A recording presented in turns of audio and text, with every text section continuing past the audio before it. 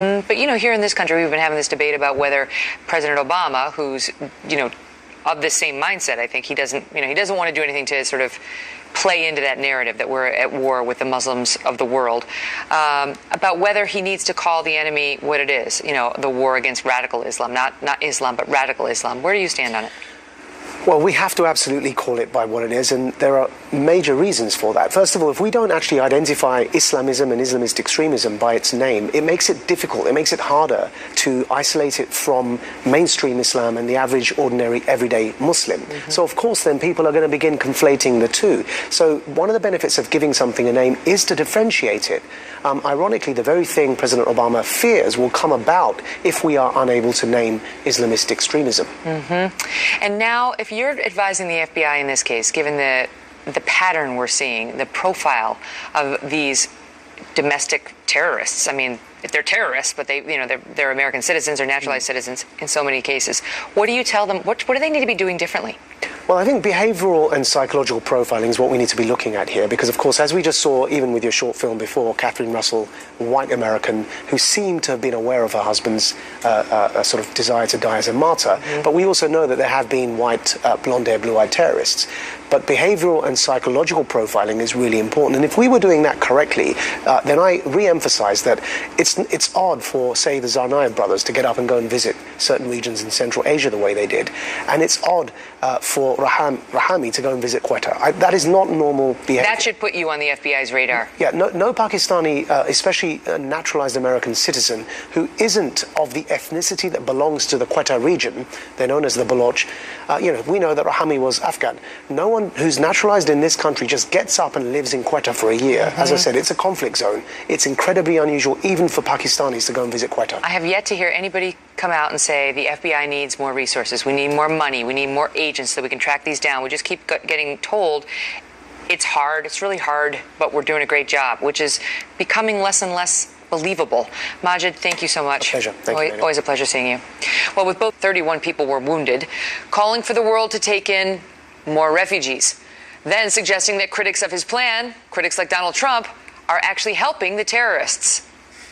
If we were to turn refugees away simply because of their background or religion, or, for example, because they are Muslim, then we would be reinforcing terrorist propaganda that nations like my own are somehow opposed to Islam. This crisis is a test of our common humanity. Whether we give in to suspicion and fear and build walls, or whether we see ourselves in another. To slam the door in the face of these families would betray our deepest values.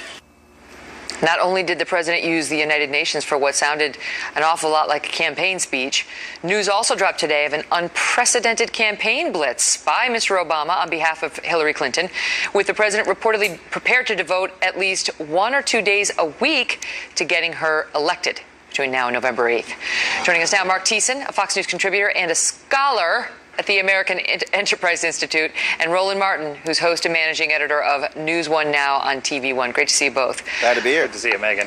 So let's just talk about the refugee situation, because this is becoming bigger and bigger, and the immigration policies of the two candidates. The president today coming out and saying we need more refugees to come into the country, and Hillary Clinton saying, okay, they'll be subjected, however, to tough vetting. This is how she put it, Mark. Stand by.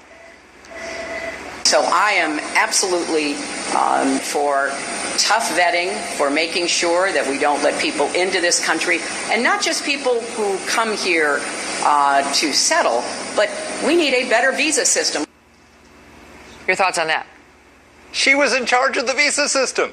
She was Secretary of State for the first 3 years of the Obama administration. Why didn't she give us a better visa system when she had the chance, when she was in charge of the department that is in charge of issuing visas? I mean, this is the problem. Hillary Clinton both wants to run away from Barack Obama and wants to tie herself at the hip with him. They're going to be campaigning together twice a week for the rest of the up until Election Day. So she wants his support, but she also is going to be tied to his record. Well, what is his record? His record is, we just found out that the Department of Homeland Security Inspector General found out that over 1,800 people who were supposed to be deported because they posed a national security risk were given U.S. citizenship instead. That's insane. They confused the deportation order with a passport application. They couldn't tell the difference. This is our vetting system right now. Oh. And Hillary Clinton looks at that and says, let's increase the number of Syrian refugees by 500%. She's not doubling down on Obama's policies. She's quintupling down on Obama's policies.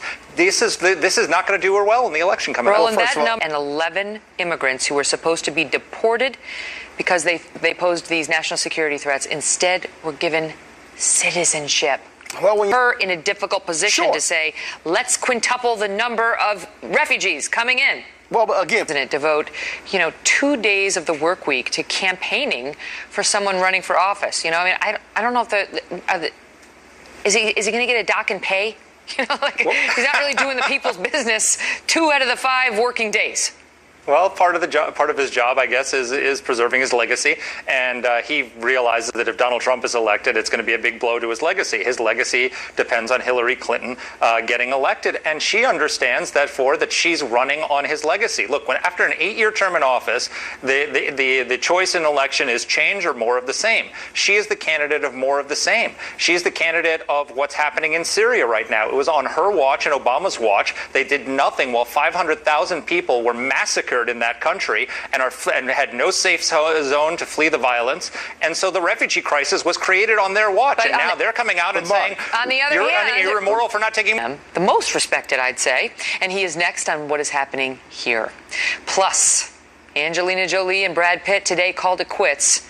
This is the one story everyone was discussing today. And within hours, there were some ugly accusations from both sides. We'll show you the latest that just broke as we came to air.